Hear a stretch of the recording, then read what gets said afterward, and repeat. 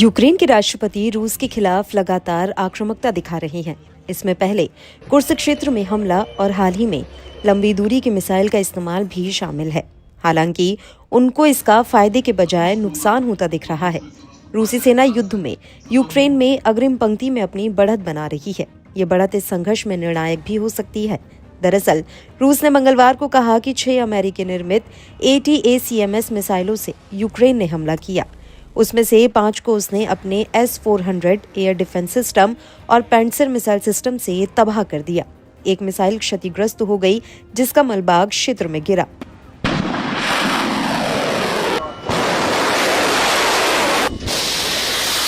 The guardian ने रूसी सरकार के मीडिया दास की रिपोर्ट के हवाले से कहा है कि मलबा ब्रांस्क क्षेत्र में एक मिलिट्री फैसिलिटी पर गिरा और इससे आग लग गई।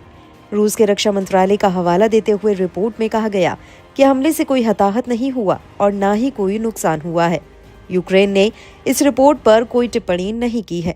इसके अलावा अमेरिका और अन्य पश्चिमी देश भी लंबी दूरी के मिसाइलों से रूस में हुए हमले पर चुप हैं। इस बीच रूस ने कहा है कि उसके क्षेत्र के खिलाफ यूक्रेन का नवीनतम हमला मॉस्को के खिलाफ पश्चिमी युद्ध का एक नया चरण है। उसने इसकी जवाबी कार्रवाई की कसम खाई है।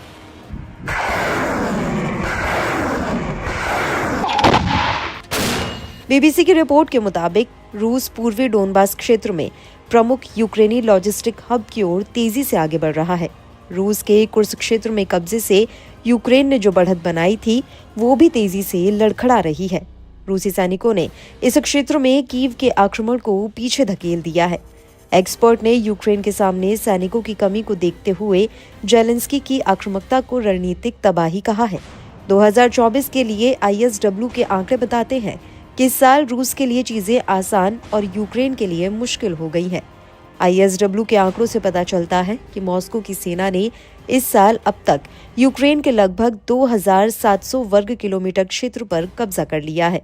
वहीं 2023 में पूरे साल में उसका 465 वर्ग किलोमीटर क्षेत्र पर कब्जा हो सका था।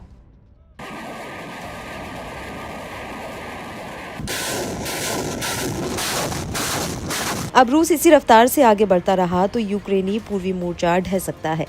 रूस ने इस साल 1 सितंबर से 3 नवंबर के बीच 1000 वर्ग किलोमीटर क्षेत्र पर कब्जा किया।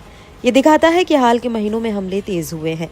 इस दौरान खास तौर से खार्किव क्षेत्र में कुपियांस्क और खुराखोव रूस के निशाने पर रहे हैं। ये डोनेट्स्क क्षेत्र में प्रोकोवक्स के प्रमुख रसद केंद्र के लिए एक कदम है। ISW की रिपोर्ट कहती है कि मॉस्को के पास अब यूक्रेन में कुल 1,10,649 वर्ग किलोमीटर जमीन है। यूक्रेनी सेना ने भी रूस के कुर्स्क में अपने आक्रमण के पहले महीने में 1,171 वर्ग किलोमीटर पर कब्जा किया था, लेकिन रूसी सेना ने अब उस क्षेत्र के लगभग आधे हिस्से पर फिर से नियंत्रण हासिल कर लिया है। ये स्पष्ट रूप से यूक्रेन के लिए बड़ा झटका है।